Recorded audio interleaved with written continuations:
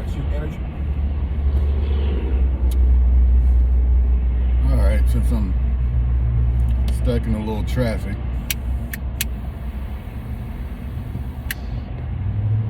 everybody's been on this Charleston White getting jumped on stage deal.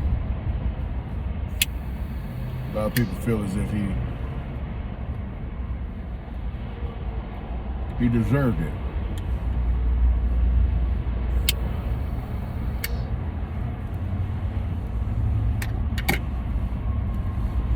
I don't know about all that, but sometimes it was the great orator Eddie Lee Griffin who said at one point in time in one of his comedic stand-ups, "Forget the messenger. Did you get the message?" Now I think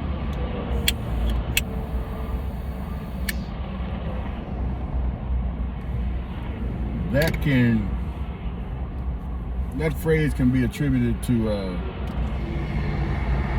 young Charleston Aloysius White.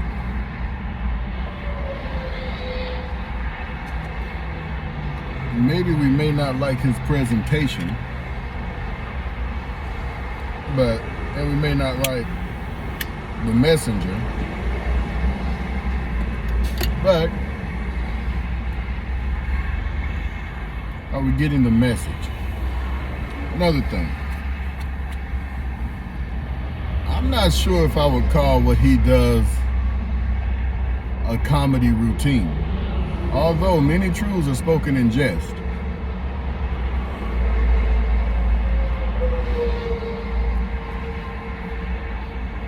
I think what he's doing is what most effective speakers do, and it's thought-provoking. You know, I've been following him probably, my cousin turned me on to him probably maybe 2 years ago at least. And I would follow him sparingly. But now what I wasn't aware of is his background until I watched him with Cam Newton on Funky Friday. And, you know, some of his background in reference to not only the jail time, and I knew it was from Fort Worth or around those parts,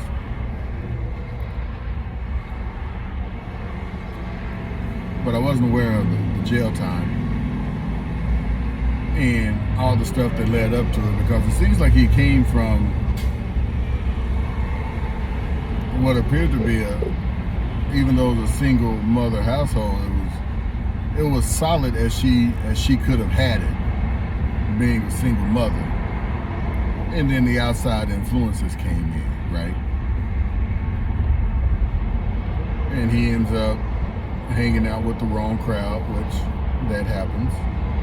Ends up going to jail. But in jail,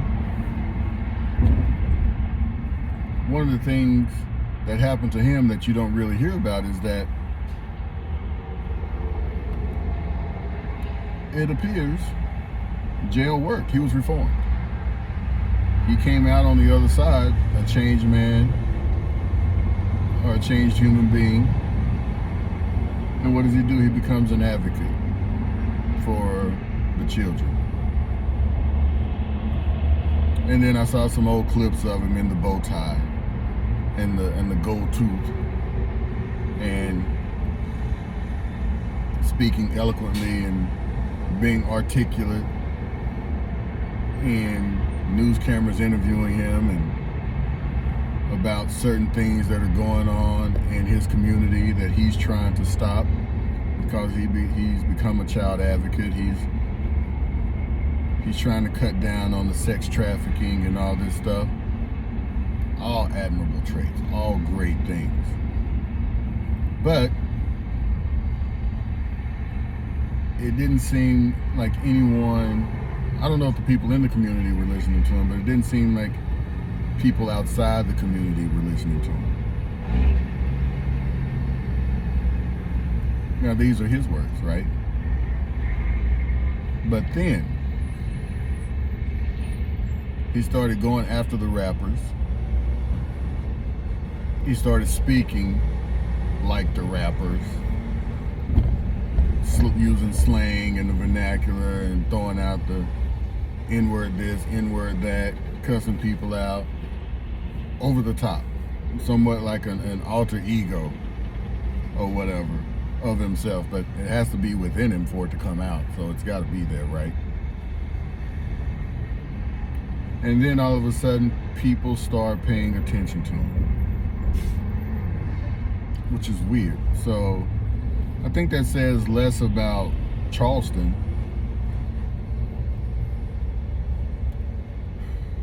and more about us as a society or as a people. You have someone out here trying to do things the right way.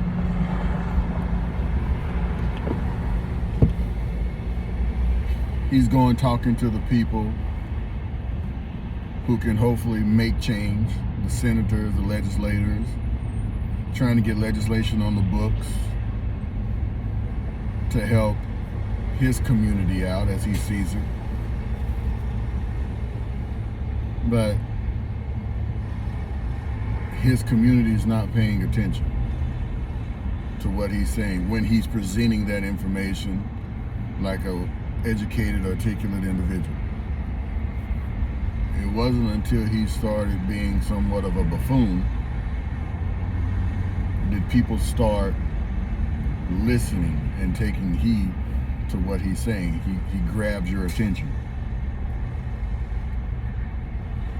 It's like they say with NASCAR. A lot of people go to NASCAR just to see people wreck, right? So, but facts are a stubborn thing. And so then he starts throwing out numbers and facts, and I guess you can look it up and see if it's real or if it's Memorex. But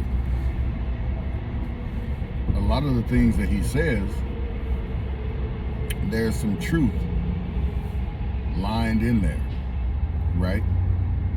So everything that someone does, we may not agree with, but sometimes we got to get past the messenger. And hey, is the message right? Is there some truth to that? Because that's what it's about, right? Or there's some things that we can take away. Just like the late Kevin Samuels, when he came on,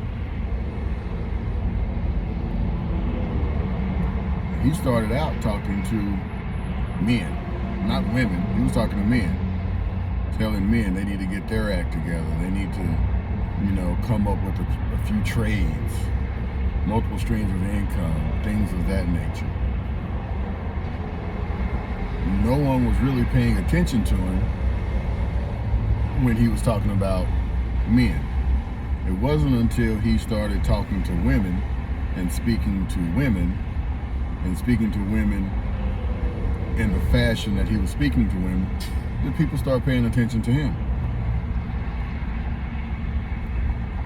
So once again, what does that say more about him, or does that say more about us as the constituents, right? Do we want to be talked to as if we have sense and we can actually understand and comprehend some of the complexities of the things that people are saying? Or do we need somebody to somewhat talk down to us in order for us to grasp that knowledge? And it's all over the place, right? I mean, 'cause each one teach one. But, it's just something to think about, right? It's just something to think about, I think.